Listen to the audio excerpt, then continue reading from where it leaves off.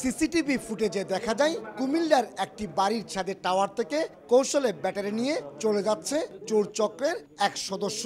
গত ৩ মাসে দেশের বিভিন্ন স্থানে এ ধরনের ৩০০-এর বেশি টাওয়ার থেকে ব্যাটারি সহ গুরুত্বপূর্ণ মালামাল চুরি হয়। এতে বিপর্যয়ের মুখে পড়ে মোবাইল নেটওয়ার্ক। যখন আমার ব্যাটারিগুলো থাকে না, অ্যাডমিনস কারেন্ট চলার সাথে আমার নেটওয়ার্কটা ফল করে।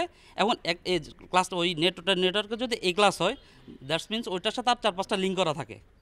তখন ওই নেটওয়ার্কটাই টোটাল একটা এরিয়ায় নেটওয়ার্কটা ফল করে, আমাদের আউটেজটা খুব কম আসে।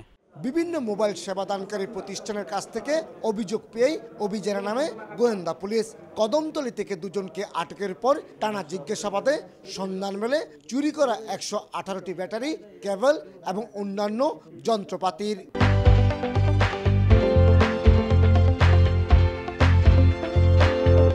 তারা মোবাইল কোম্পানির প্রোভাইডার হিসাবে যাচ্ছে, যে তারা এটা ব্যাটারিটা ভালো করবে, কিছু করবে।